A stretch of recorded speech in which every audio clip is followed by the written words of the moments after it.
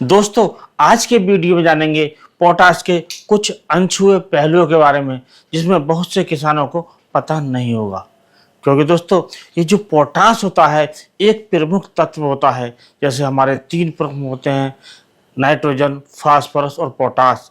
इनमें से जो पोटाश है ये भी एक प्रमुख तत्व है, जिसे हमारे गेहूं क्या सभी फसलों को मुख्य रूप से आवश्यकता होती है। यदि इसकी कमी पड़ जाए तो हमारे गेहूं क्या सभी फसलों की जो पैदावार है वो कम हो जाती है, आधी हो जाती है, और जो क्वालिटी है वो भी डाउन हो जाती है।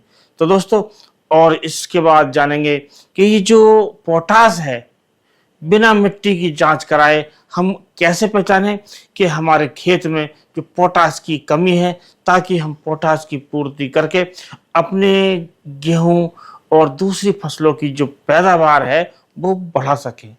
तो दोस्तों, तो ये जो पोटाश है एक ऐसा प्रमुख तत्व है कि और प्रमुख तत्वों से तो काम चल जाए, लेकिन पोटाश के बिना काम नहीं चले। क्योंकि यदि पोटाश की कमी हो जाती है तो हमारी जो पैदावार है वो आधी रह जाती है। क्योंकि ये जो पोषक तत्व है, ये जो पोषक तत्वों का एक प्रकार से माँ है, अर्थात इसके बिना काम नहीं चल सकता। और इसकी जो उपस्थिति है वो दूसरे पोषक तत्वों की मात्रा अर्थात जो ताकत है वो बढ़ा देती है। यदि पोटाश की कमी रह जाए तो इसमें बहुत से ऐसे पोषक तत्व हैं जो काम नहीं करते हैं, अपना पूरा कार्य नहीं कर पाते हैं, जिसके फलस्वरूप पोटाश से तो पैदावार कमी होती है। जो दूसरे पोषक तत्व हैं तो पोटाश के अभाव में वो भी काम नहीं करते हैं, उससे भी पैदावार कम मिलती है। कुल मिलाकर जो हमारे गेहूं की पैदावार है वो आधी रह जाती है। और यही फार्मूला निर्भर करता है दूसरी फसलों पर भी, और ये दूसरी फसलें भी हमारी जो पैदावार है नहीं दे पाती हैं, और जो क्वालिटी है वो भी नहीं दे पाती हैं। तो दोस्तों, तो सबसे पहले ये जान लेते हैं कि जो पोटाश है, मान लिया हमने मिट्टी की जांच करा दी, तब तो हमें पता लग गया।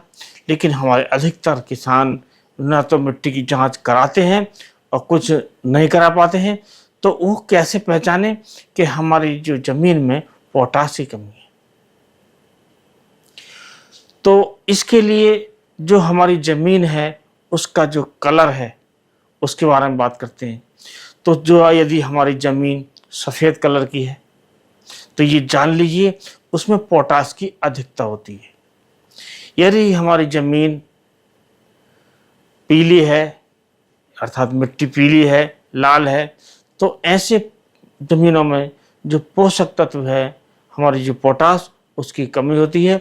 तो इसे जानकर हम पहचान कर पोषक तत्व जो पोटाश है इसकी पूर्ति कर सकते हैं।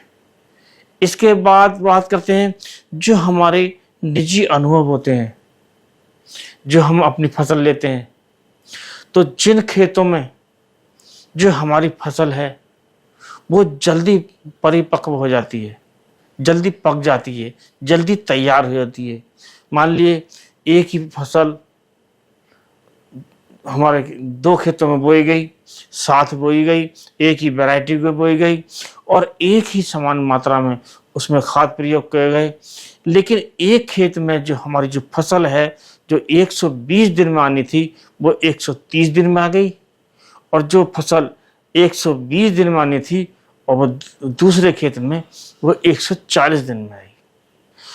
तो जो फसल हमारी पहले पकी अर्थात जिस जमीन में हमने जो फसल बोई थी वो पहले पक गई, तो ये मान लीजिए उसमें 100% ये पोटाश की कमी है। इसी प्रकार आप जान सकते हैं कि जो फसल अर्थात जिस जमीन में हम फसल बोई है उस जमीन में बोई गई फसल लेट पकती है, देर से परिपक्व होती है, देर से मैच्योर होती है। तो ये आप मान लीजिए कि उसमें जो पोटाश की जो कमी है वो नहीं है, अर्थात उसमें पोटाश की जो मात्रा ज़्यादा है। तो इसी के फलस्वरूप हम अपनी ये ज़मीन है उसमें अपने पोटाश की पूर्ति करके पूर्ति के बाद हम अपनी फसल बो सकते हैं और ज़्यादा उपज ले सकते हैं। अब जान लेते हैं कि ये पोटाश हमारी गेहूं में या दूसरी फसलों में कार्य क्या करती है। तो दोस्तों, सबसे पहला जो कार्य है वो ये होता है कि जो हमारी जो जड़ है उसे मजबूत करती है, तने को मजबूत करती है, पत्ती को मजबूत करती है, अर्थात तने से लेकर और ऊपर जो फली होती हैं या बालियां होती हैं वहाँ तक ये काम करती है, इसका रोल होता है। और यदि पोटाश की कमी हो जाती है तो जो हमारी फसल है वो कमज़ोर हो जाती है, तना इतना कमज़ोर हो जाता है कि वो टूटने लगता है। और यदि पोटाश की पूर्ति सही प्रकार की गई है तो हमारी जो पोटाश की पूर्ति से जो तना है वो मजबूत रहेगा, फसल का जो पूरा पौधा है वो मजबूत रहेगा, कुल मिलाकर हमें ज़्यादा उपज मिलेगी। और दोस्तों, पोटाश का एक जो मुख्य कार्य है जिसे हम मैच्योर होने पर फसल हार्वेस्टिंग के समय अनुभव करते हैं, वो करते हैं वजन में। पोटाश हमारी फसल का वजन बढ़ाती है, अर्थात पैदावार बढ़ाती है, फल का साइज भी बढ़ाती है। और वजन बढ़ने से जो हमें पैदावार ज़्यादा मिलती है, जिसका जो परिणाम होता है ज़्यादा उत्पादन और ज़्यादा अच्छा मुनाफा। तो हम पोटाश की पूर्ति करके इन कार्यों को कर सकते हैं।